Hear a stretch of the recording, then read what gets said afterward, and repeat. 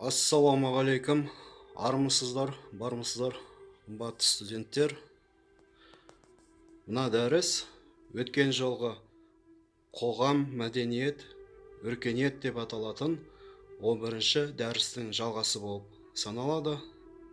Естеріңізде болса, сол кезде айтқан едім, көлемі үлкейіп кеткендіктен басқа презентацияға саламын деп. Мінекеңіздер, мынау сол презентация. Яғни бұл 11-ші дәрістің жалғасы. Ол кезде қоғам туралы айтылған болатын. Ал қазір мәдениет философиясы, яғни мәдениет және өркениет жайында айтпақпыз. Мәдениет пен өркениет жалғасының, яғни тақырыбының жоспарына келетін болсақ, алдымен мәдениетті қарастырамыз, оның мәнін, қалай сипатталатынын, ол жайындағы зерттеулерді, одан кейін анықтамалардың біразын қарастырамыз. Анықтамалар бұл жерде өте көп. Функцияларын айтып өтеміз. Материалдық, рухани мәдениетке тоқталамыз. Одан кейін басқа да түрлерін қарастырамыз. Әлеуметтік мәдени динамиканы қысқаша қарастырамыз. Ницше, Фридрих Ницше, Макс Вебер, Петерим Сорокин, Гвардинидің мәдениет туралы тұжырымдарымен танысамыз. Сөйтіп, өркениетті қарастырамыз. Негізінде бұл тақырыпты бұлай бөлмесе де болатын еді. Бірақ түсінікті болу үшін осылай етіп қойдым. Мәнін қарастырамыз, қоғаммен байланысын қарастырамыз, мәдениет, өркениеттің бұл жайындағы мәселелерді қарастырамыз, құрылымдарын, кезеңдерін. Бұл жерде де Данилевский, Освальд Шпенглер, Арнольд Тойнби, Гердер, Карл Ясперс секілді кісілердің көрсеткен тұжырымдармен танысамыз. Әрқайсылары бөліп көрсеткен болатын мәдениеттің түрлерін, типтерін. Бұны өркениеттің типтері, түрлері деп айтсақ та болады.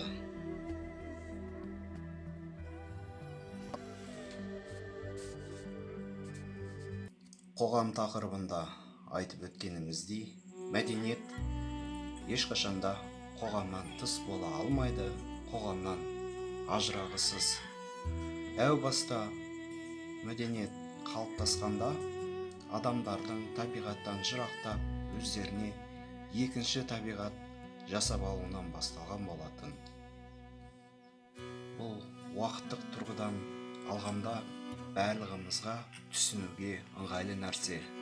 Адамзат дамуының бастауында көптеген адамдар жабайылықтан бірте-бірте осы күнгі саналы күйге жеткен.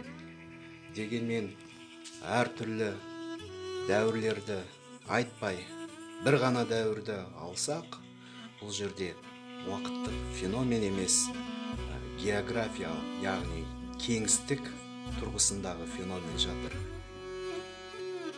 Осыған байланысты не деп айтуға болады? Яғни бір дәуірде, айталық қазіргі 21-ші ғасырда өмір сүріп жатқанмен де дамуы әртүрлі, дәстүрі де әртүрлі, бір-біріне ұқсамайтын сенімдері де әртүрлі көптеген қоғамдарды көреміз. Міне осы сөзден ақ байқап отырсыздар, қоғамдарды көреміз деп. Мәдениет қоғаммен тікелей байланысты, тарихпен тікелей байланысты, өркениетпен тікелей байланысты. Міне осы жерден осындай ой туындап отыр. Осы қоғамдар ол дамудың әртүрлі деңгейінде тұр. Енді бұл қоғамдарды мәдениеттендіру керек. Бұл қоғамдарды біздің бәріміздің өмір салтымызға сай стандарттап, бүкіл адамдарды бірдей қылу керек деген ұмтылыс жасауға болады ма? Жоқ, әрине, бұл ұмтылыс отаршылдықтың бір көрінісі болып саналады. Әр түрлі мәдениеттер бар, Олардан барлығы қызылды, жасылды, пазлдар сияқты әртүрлі көздің жауын алатын мозаикалар сияқты күйде қала беру керек.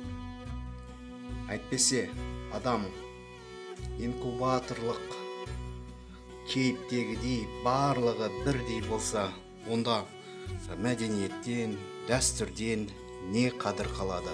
Сондықтан бұл бір географиялық кезеңде өмір сүргенде де әртүрлі болғанына қарап, артта қалған деген ойларды айтудан аулақ болуымыз керек. Бұл да мәдениеттің бір көрінісі болып саналады. Мәдени даму әрқашан әртүрлі кейіптенеді. Биік зәулім қалаларымыз болғанымен, біз аграрлық шаруашылықтан ажырамауымыз керек. Біз бәрібірде киіз үйлерді ұмытып кетпеуіміз керек. Қазақы бұйымдарды, оюларды ұмытып кетпеуіміз керек. Бұл да мәдениеттің дәстүрмен, тарихпен сабақтастығының бір көрінісі болып саналады. Сонымен ары қарай өтейік. Мәдениеттің мәніне келетін болсақ, бұл өте күрделі құрылым, бүкіл теория, типология байланыстары өте көп. Қоғаммен де, тарихпен де, барлығымен де байланысты. Мәдениеттің әлемі адамның әлемі, адамның жасампаздық, шығармашылық әлемі, адамзат тарихы, мәдениет тарихы. Адам өзгеру арқылы және өзгерту арқылы мәдениетті болды. Өзінің талап тілегіне сай жасап, өзгертіп қана қойған жоқ. Өзінің ұрпақтарына да ыңғайлы болу үшін өзгертті әлемді. Бұл өзгеріс тоқтамайды. Көз алдымызға не келеді мәдениет дегенде? Ең алдымен оқыған, көз ашық, әдемі де әдепті, жарасымды киінген, сондай жоғары дамыған адам келеді. Тағы не келеді? Руханият келеді, театр келеді, өнер келеді. Қандай да бір кір-қожалақ қалай болса солай жүрген адамды көрсек, қалай болса солай сөйлеген адамды көрсек, мәдениетсіз деп баға беріп жатамыз. Арғы шетінде по умолчанию тәрбиесіз, көргенсіз деген ұғымдарда тізбектеліп тұра береді. Полярлық қарама-қарсы жағы жабайылық, варварлық. Сонымен мәдениет дегеніміз не дегенді біз бір сөзбен айта алмаймыз. Оның күрделілігі сонша, оны сағаттап, айлап, жылдап айтып та тауыса алмаймыз.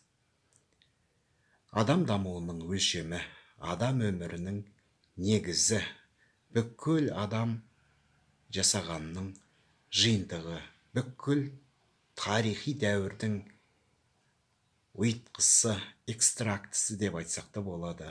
Басқаша айтсақ та болады. Мәдениет ол өте сиқырлы, күрделі, ғажап ұғым. Адамның еркіне, санасына тәуелсіз өздігінен адамнан да бұрын өмір сүрді табиғат. Адамға мұқтаж да емес. Бұл жерде ол адам тылсым табиғаттың құшағында күн кешіп, табиғатқа кіріптар болды басында. Ең болмаса жыртқыштар сияқты емес, одан да әлсіз болды ғой. Не мүйізі, не айбаты, не азулары, не мықты тырнақтары жоқ. Ең әлсіз тіршілік иесі болғандықтан ойын дамытты, тілін дамытты, санасын дамытты, қолының ептілігін, икемділігін дамытып, сөйтіп, бірте-бірте жабайылықтан арылып мәдениеттене бастады.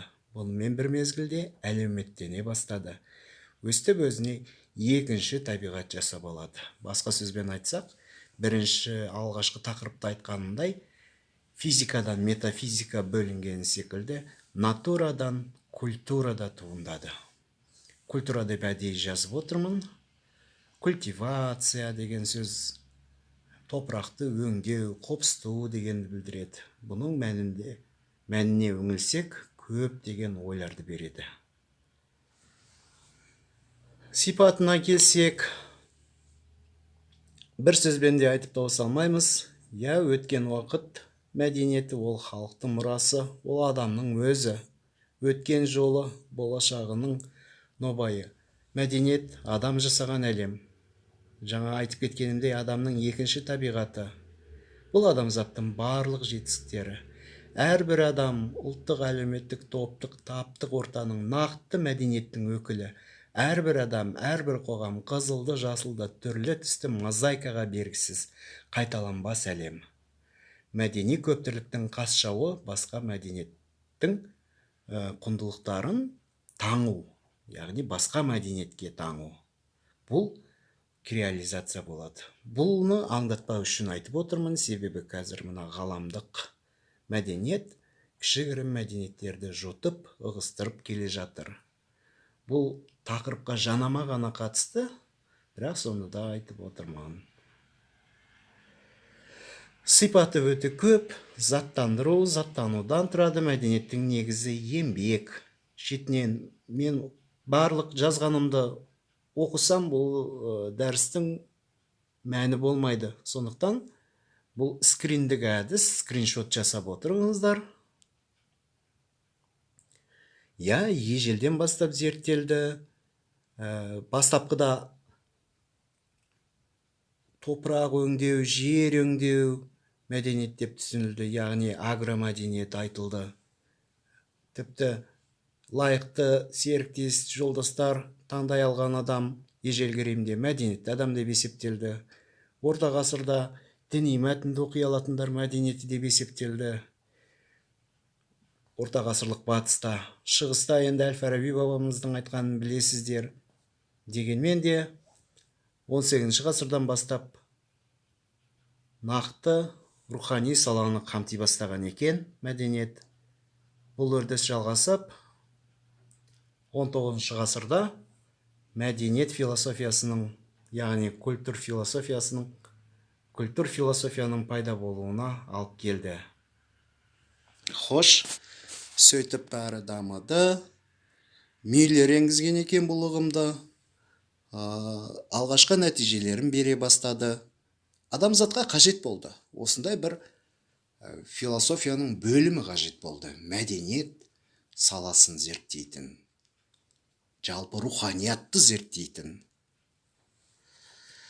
Тейлорға келсек, алғашқы қауымдық мәдениет деген кітабында ең алғаш ұғым берген адамның бірі саналады екен. Мәдениет қоғамның мүшесі ретіндегі адамда қалыптасқан барлық білімдердің сенім, өнер, құндылықтар, заңдылықтар, әдет-ғұрыптар мен басқа да қабілеттер мен дағдылардың жиынтығы деп оймақтай ғана әдемі анықтама беріпті. Одан кейін жаңа кантшылдар үлкен мәселе көтереді. Мәдениет туралы ғылымдарды, табиғат туралы ғылымдарды ажыратып, бөліп қою керек. Әрқайсысының өз пәні, өз объектісі болу керек деп өте тамаша идея ұсынған екен. Тейлордан кейін 20 ғасырдың басында 10 шақты анықтамасы болады, ғасырдың ортасында 150-ден астам анықтама болады. Мен өзім енді есептеп қарасам, қазір 700-ге жуық анықтама бар екен. Сондықтан біз бір сөзбен ғана мәдениет деген мынау деп айта алмаймыз. Өйткені бұл көп қырлы феномен. Көріп отырсыздар анықтамаларды. Межуев мәдениет дегеніміз адамның іс-әрекеті, оның даму формасы дейді. Ницше халықтың өмір салты деп түсінеді екен. Сөйтіп әркім, әрқалай. Бердяев болсақ, халықтың тірі тағдыры дейді. Лосев бәрінің де кенеріне келгенше жалпылану деп көрсетеді екен. Фрейд адамды жануарлар деңгейіне жоғары көтеретіннің, ерекшелейтіннің бәрі де мәдениет дейді. Көріп отырсыздар ма? Әр қандай неше түрлі мозаика сияқты ұғымдар. Сондықтан көп оқыңыздар балалар. Бір профессордың, бір автордың жазған кітабын оқып, мәдениет деген осы екен деп жүре беруге болмайды.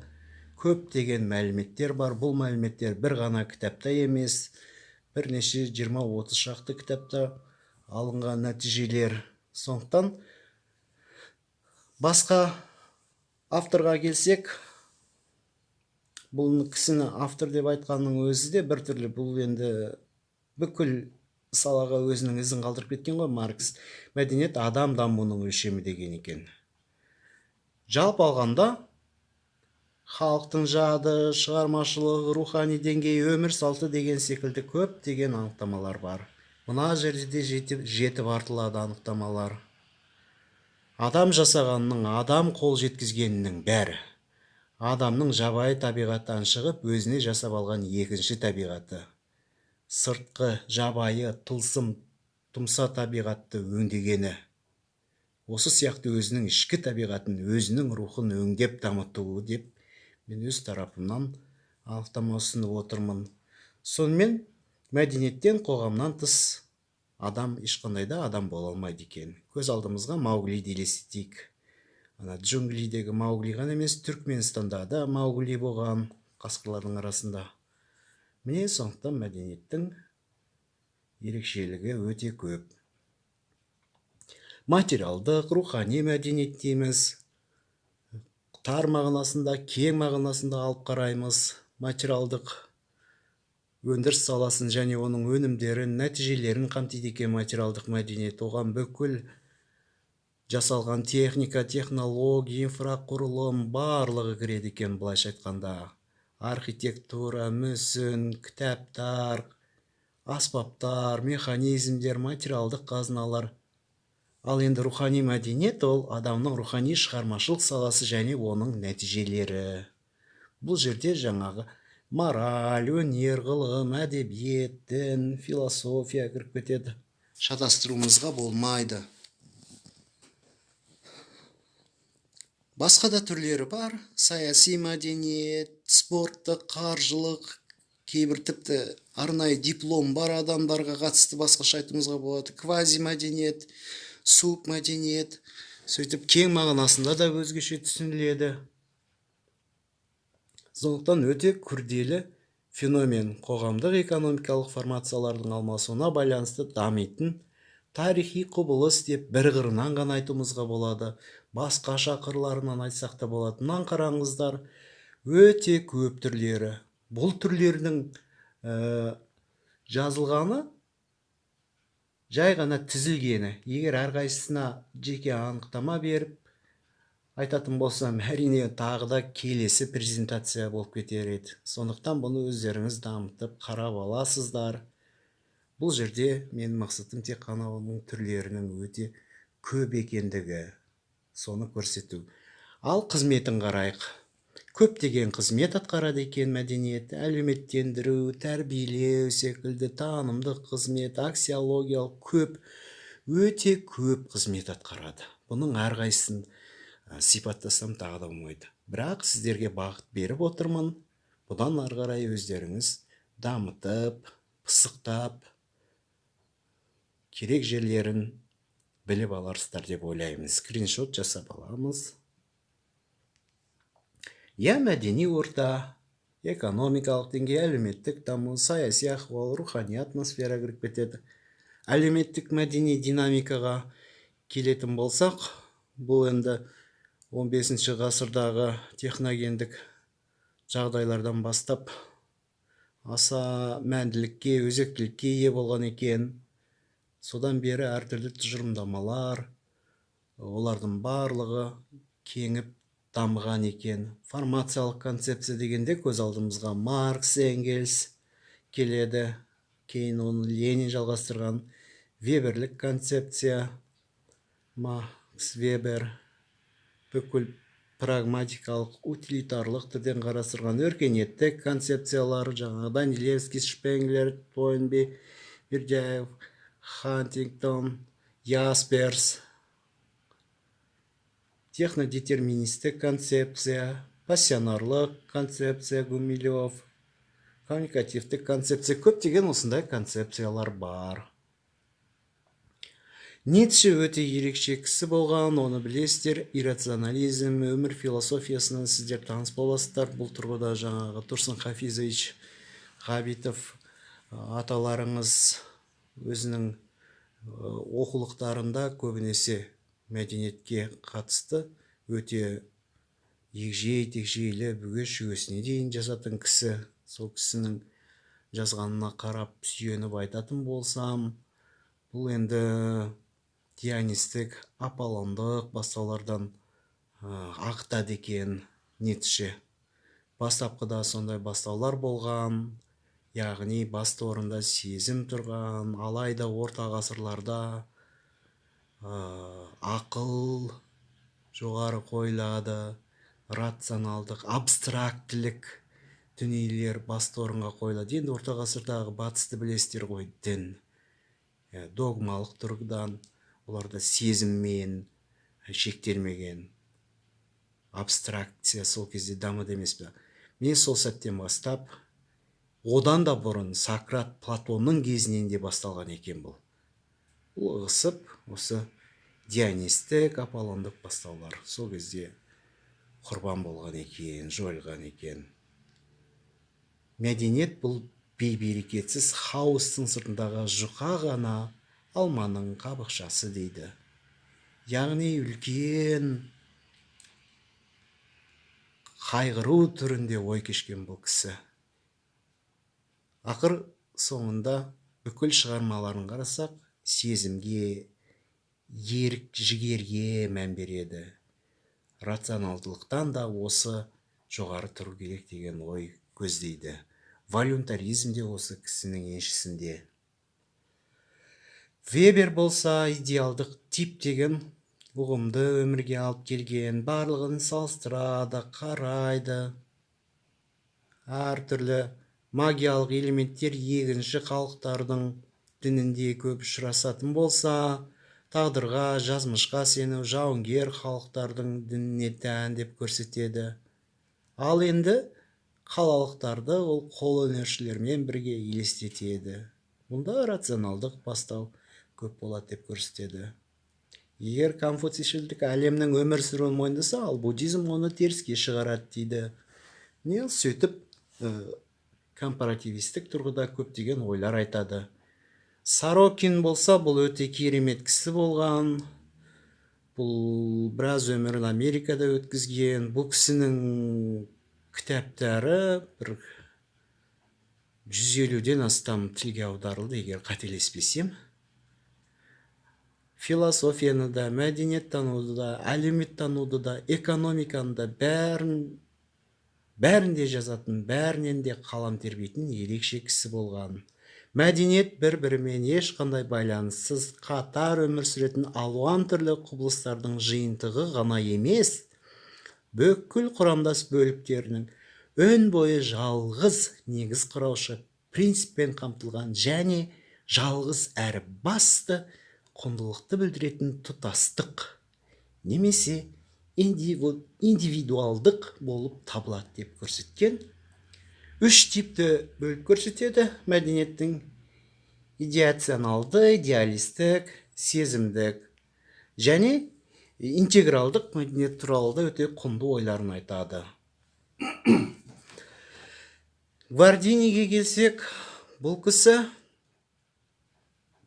мәдениет типологиясы концепциясын ұсынған кезінде антикалық адам әлемнің негізінен шығып кетпейді. Бұл әлемнен тыс жерде оның сүйенер тірегі жоқ деп жазады. Себебі ол кезде антикалық адамға жақсы мән беріледі. Одан кейінгі орта ғасырдағы адамдарды бұл кісі басқаша қарайды. Ол адамдарға қарағанда антиканың адамдарын жоғары қояды, онысын жасырмайды. Әрбір дәуірге сипаттама береді. Адам қозғалыс үшін кеңістік алғанымен үйсіз қалады деп түйеді екен.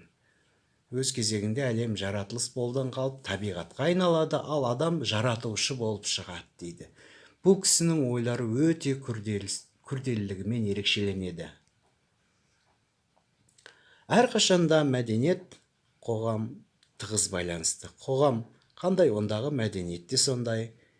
Қоғамдық прогреске пропорционалды болады екен мәдениеттің дамуы. Мәдениет қоғамдағы барлық байланыстар мен қатынастарды қамтиды. Қоғамға тәуелді десек те болады, бірақ ықпал ететін жағдайлары да тарихтан белгілі. Қоғамның қалыпты қызметі мен дамуының негізі оның рухани өмір болып саналады. кеңістік тұрғысында немесе уақыт жағынан алғанда қандай да бір қоғамның рухани өмірі бай немесе жұтаң болуы мүмкін. Азғындық жайлаған қоғам болуы мүмкін. Сондықтан міне мәдениет өте маңызды феномен, өте маңызды фактор болып саналады екен. Енді глобализация, интеграция, консолидация, әмбебаптандыру, стандартта өз деген жасамай қоймайды деп айтайық. Қазір сондай процесс болып жатыр. Бір ескертетін нәрсе, мәдениетте шекара жоқ. Мәдениет шекараға, әскерге, кеденге бағынбайды. Соңғы кезеңдегі оқиғалар көрсетіп жатқандай, халық әскери қақтығыстан емес, жат мәдениеттен, жат дәстүрден, жат ағымдардан зардап шегуде. Бұл өркениеттердің қақтығысы. Халықтың жаны, жады, діні, ділі, тілі, архетиптері мен өзіндік болмысы, бірегейлігі, уникалдығы әрқашанда сақталып қалуға тиісті. Ең алғаш тақырып басталғанда айтып өткен креализацияның мәні міне осы жерде. Ал енді өркениет мәселесіне келейік. Шартты түрде бөліп отырмын. Негізінде өркениет пен мәдениет бір деп қарағанымыз дұрыс. Оның мәні неде? Мәдениет пен өркениет бір-біріне өте жақын ұғымдар. Әлемдік ғылымға алғашқы рет цивилизация деген терминді Адам Фергюсон енгізді деген пікірлер бар. Алайда бұны жоққа шығаратын пікірлер де бар, оны кейін қарап аларсыздар. Әртүрлі тұрғыдан қарастырылды бұл жерде. Таптық тұрғыдан да, қоғамдық экономикалық формация тұрғысынан да әр жағынан қарастырылды. Оны бағана айтқанмын, алдағы уақытта тағы да сөз болады. Сонымен өркениет адамзаттың даму процесінде жабайылықтан кейін дүниеге келген ерекше тарихи кезең десек те болады. Өркениет еңбек бөлінісімен, тауарлық қатынастар, таптардың қалыптасуымен, мемлекеттің дами бастауымен сипатталады екен. Бүкіл дүние жүзілік тарихи процестің белгілі бір нақтылы даму сатысы деп түсінсек те болады. Өркениетті нақты кезең деп түсінуге де болады. Ондай теориялық дәстүрлер әр жерде де бар. Тұйықталған бір локальды бір қоғамдастық деп түсінсек те болады өркениетті. Мұндай концепциялар өте көп. Өркениетті адамзаттың мүмкіндіктерінің кеңейіп, тек қана табиғи дайын байлықтармен шектеліп қалмай, өздеріне өндірістік технология орнатып, оны дамытып, өзгертуі деп қарасақ та болады. Сондықтан сан саққа жүгіртіп түсінуімізге болады. Ойлап қарасақ, бұл мәдениеттен кейін пайда болған ұғым екен өркениет. Өркениет адамның дамуымен, оның әсіресе еңбек құралдарын жетілдірумен сипатталатын сондай бір үлкен ұғым. Диалектикалық түрде, динамикалық түрде дамумен сипатталады өркениет. Қоғаммен де, тарихпен де, мәдениетпен де әрине, тіпті экономикамен де тікелей байланысты өркениет. Әртүрлі айтуымызға болады: ағылшын өркениеті, капиталистік, буржуазиялық өркениет, шығыстық өркениет, батыстық өркениет деп. Енді өркениет деген сөз негізі цивилизация деп айтылады. Бұның мәнінде цивильный деген сөз жатыр. Цивитас, цивил, яғни қала, дамып кеткен деген ұғымды білдіреді. Қалалық деген ұғымнан бастау алған. Ал өзіміздеші ағаштың бір жарып өсіп келе жатқан өркенін елестетіңіздер. Біздің тілімізде өте тамаша түсініледі өркениет.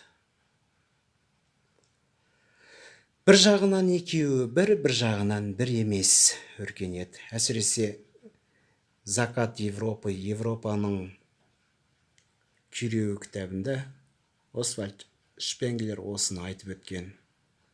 Қанат жайған сайын, өркениет қанат жайған сайын мәдениет күйреуге ұшырайды дейді Освальд Шпенглер. Осындай жаңағы басқа да көптеген ойлар бар. Марксистік тұрғыдағы базис қондырма қоғамға ғана қатысты емес, осы өркениетке де қатысты айтылады екен. Бұл да өте күрделі ұғымдардың бірі. Тағы да негіздейік, өркениет дегеніміз өзіндік өндірістік технологиясы мен оған сай мәдениеті бар тарихи нақты қоғамды білдіретін философиялық, социологиялық ұғым. Бұл жерде қарап тұрсақ, жалпы қоғамда да, өркениетте де, абстрактілі түрде жалпы көпшілік жамағат алынады, әлеумет алынады. Жеке адам бұл жерде бір кішкентай бір кірпіштің рөлінде қоғамдық тұрғыдан сипаттайды өркениетте. Сондықтан бұл адамның мені, адамның өзінің даралығы бұл жерде ескерілмейді. Бұны да қаперде ұстаған дұрыс.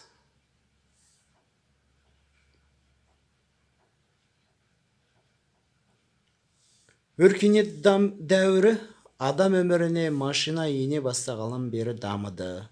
Содан бері оның табиғи ретімен байланысы бұзылды.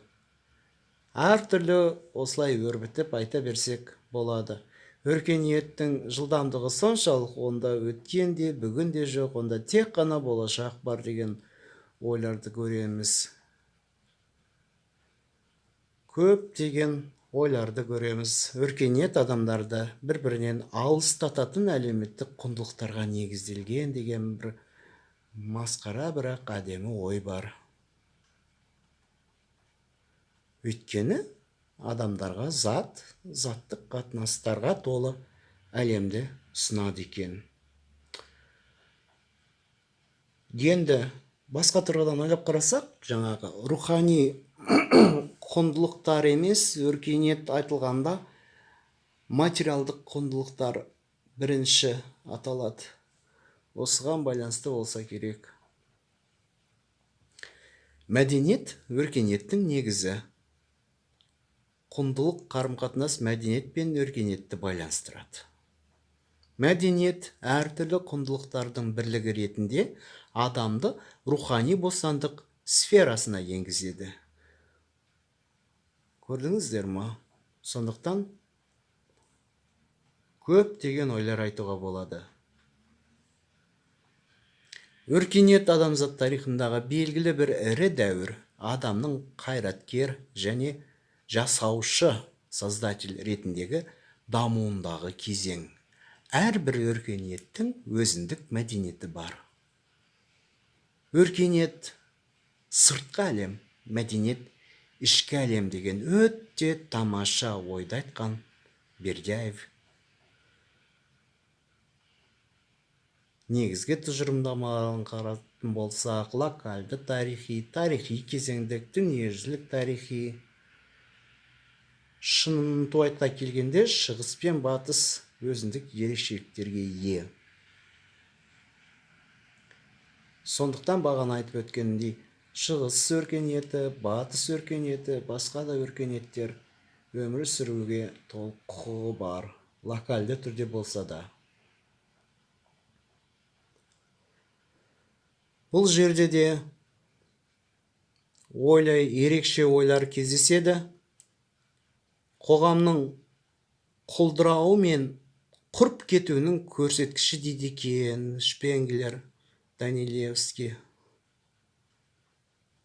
Тойнби өркениетті тарихтың бөліп қаралатын белгілі бір кезеңі дейді. Бұл кісілерді қазір алдағы уақытта қысқаша шолып өтетін боламыз. Өркениет бұл этникалық құрылымдардан ерекшелене отырып, өзүнө тән әлеуметтик мәдени дамуу менен сипатталатын тиісті курулуму калыптаскан коомдун келбети.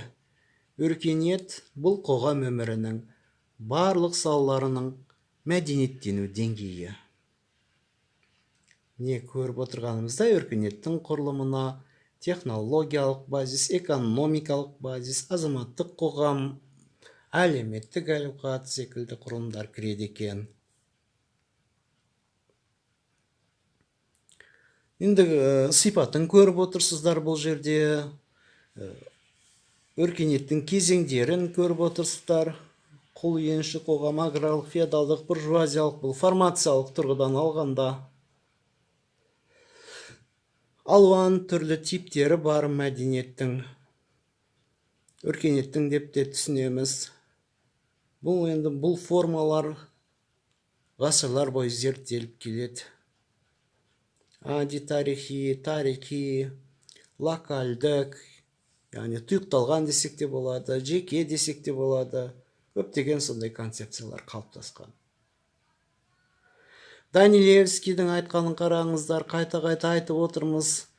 Данилевскийде бұл кісінің айтқандағы бір ұнаған нәрсе, бастапқыда көрсеткен мына өркениет теорияларын, уақыттың бастауы туралы ойларды тек қана батысқа ғана қатыстыру керек. Шығысқа, бұл Қытай, Үндістан, мысалы, бұл елдерге қатыспайды, бұл елдерге қатыстыра алмаймыз, бұл елдерге ол ұғымды қолдана алмаймыз деген жақсы ойлар айтқан.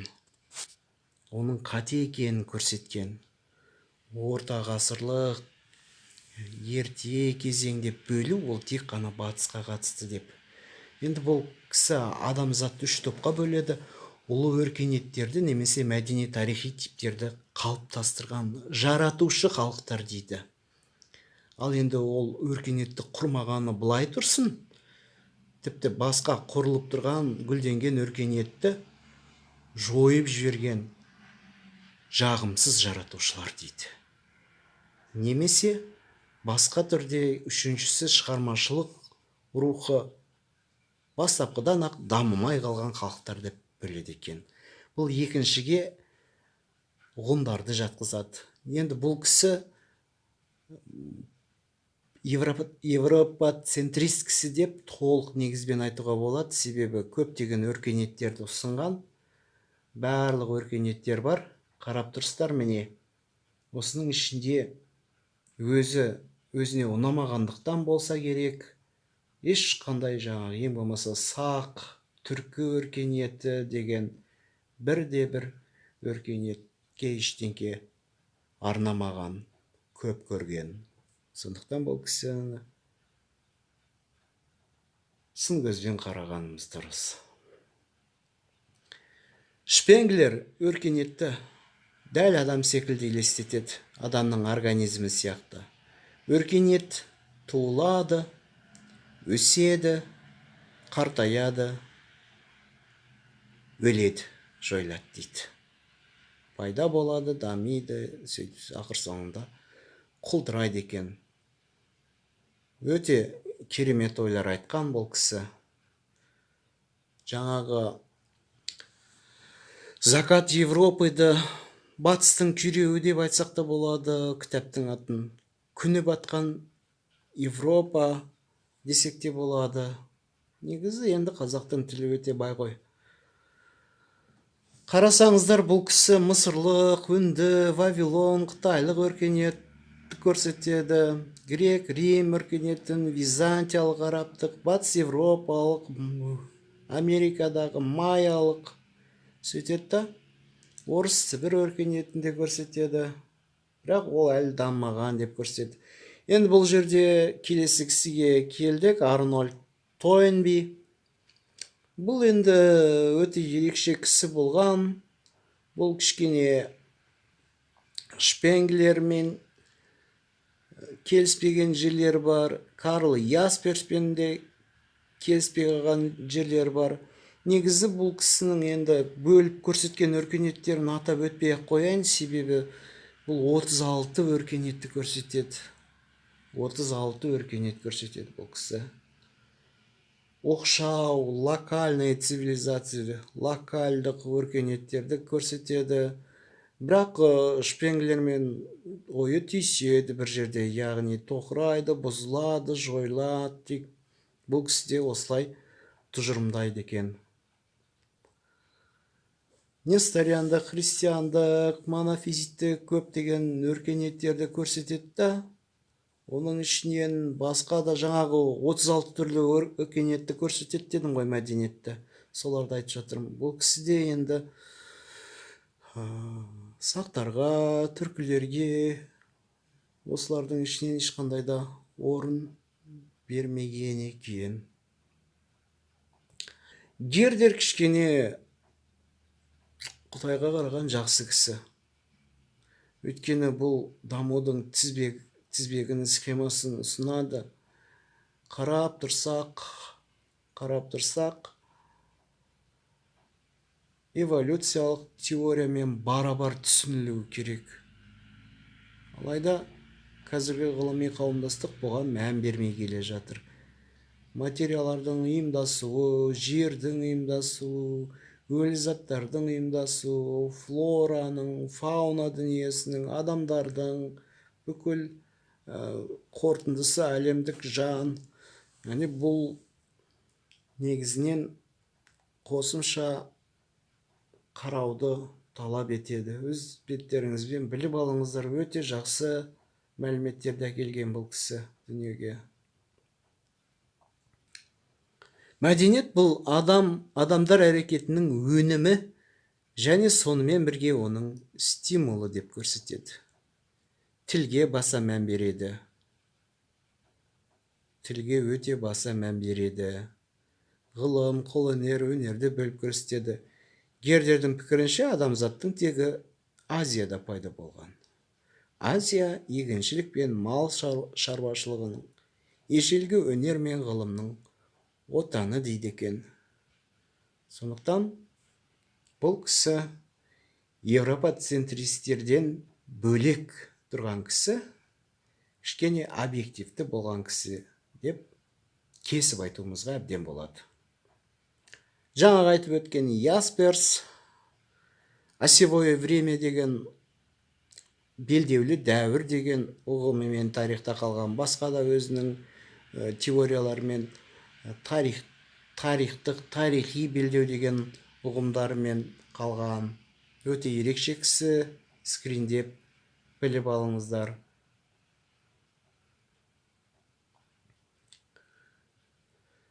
Тарихи схемасы қандай дегенге келсек, тарихқа дейінгі ерте мәдениеттер белдеулік уақыт кезеңі, техника ғасыр деп көрсетеді екен. Прометей дәуірі деп көптеген жаңағы ұғымдармен ерекшеленеді бұл кісі. Сондықтан Карл Ясперс бұл философ қана емес, әлеуметтанушы ғана емес, әрі тарихшы ғана емес, бұл өте дарынды мәдениеттанушы десек болады. Сонымен балалар, не кейіңіздер, біз дәрістің соңына да жеттік. Бұл өте күрделі тақырып болды. Қоғам алдыңғы лекцияда айтылған мәдениет мәселесі, өркениет мәселесі, бұл жерде де көптеген мәселе қамтылған жоқ. Тек бағыттары берілді. Өз беттеріңізбен қарап алыңыздар. Біздің өміріміз тікелей қоғамға байланысты. Мәдениет басты орында тұрады. Мәдениетсіз біз адам деп атала да алмаймыз. Мәдениет арқасында ғана адамбыз. Өркениет, міне өркен әдейі жасылмен жазып қойдым. Өркен жаятын цивилизациялық белгілі бір дамудың нәтижесін белгілейді ғой. Сондықтан қайтадан естеріңізге түсіру үшін қоғамды, мәдениетті, өркениетті байланыстыра отырып, бұған тарихты да қоса отырып, жүйелі түрде білім негіздерін қалыптастырып алады деп сенемін. Біздің мемлекетіміздің тірегі осылар болмақ. Сау, сәлеметті болыңыздар.